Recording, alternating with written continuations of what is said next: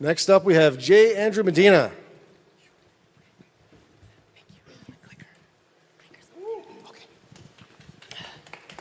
Hello, everybody.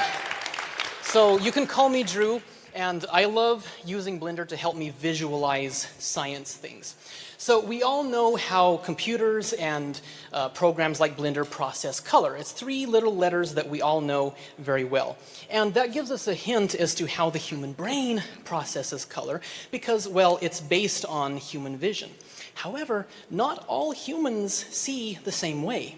Some people are colorblind, meaning they see less colors than average. And very rarely, someone is born with something called tetrachromia, which means that their brain makes up even more colors than the average person does. And that is the rabbit hole that I've been going down recently.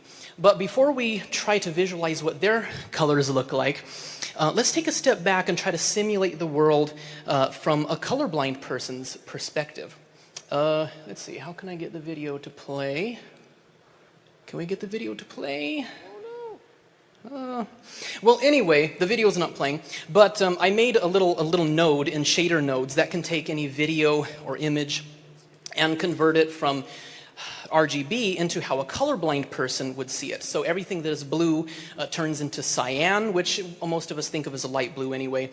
Everything that is green, yellow, red, orange, or brown are just different shades of red, maybe darker, lighter, more gray, saturated, whatever. I've used Blender to help me come to this theory because usually you'll see optometrists approximate colorblind colors as just blue and yellow. However, I am of the opinion that red and cyan are the first 2 colors that the brain creates in that dimension. It gets more complicated than that. But basically, we take those 4 colors, black, white, red, and cyan, duplicate them over, and we get the colors that we have. That's a simple way of thinking about it anyway. You take that same concept and bring it up to tetrachromacy, where you take our 8 basic color families and duplicate it into a total of 16 without black and white. That's a total of 14 totally distinct families of color. Now, of course, we can't actually see this color, and even if there were people with tetrachromia here in this audience, they wouldn't be able to see their own colors on this screen because, well, it's an RGB display. But that puts us in the same position as someone with color blindness. On this side, left and right, I can't remember, we have color blindness, which is just the 2 colors. In the middle, what I've tried to do is to simulate what our colors look like to a colorblind person, which you can't do completely.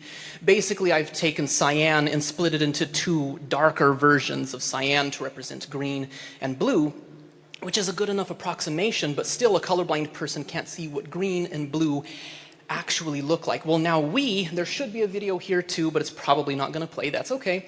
But we are in that same position as colorblind people when it comes to trying to visualize tetrachromatic colors. So we take our 2-dimensional color wheel in their color space. If you click on the black, the two weird shapes there, maybe that'll play the video? Yeah, maybe. Let's see. Yes, awesome. Okay, so what I've done in Blender is tetrachromats have 4 primary colors, not RGB, they have 4. So if you turn on 1 at a time, and then you go to 2, and then you turn that one off and turn that one on, and you represent each of those transitions as an edge, there could be a gradient in there, but I've just cut them into a solid boundary for each unique color family. But each vertex represents one of those color families. And the fun thing about this is we can go to the next one now. If you can close out of the video, please. Yes. So if I go to the next one, we can map this dodecahedron out like a planet. And I've tried my best to mark the colors that, if I look up online, people who claim to have tetrachromacy, what they would name the colors. You don't know if you can trust that for sure, but I've done my best to map them out here. And the stripes are just colors that we can't actually see, but Blender has helped me kind of imagine what these colors might look like if I could actually see them. I hope I can. There are so many more things I would love to tell you about this, but instead I will encourage you, if you want to check out my YouTube channel, where I will hope to post science content, and hopefully I'll make a longer video about more of the science. Thank you, Blender, for helping me do fun science stuff.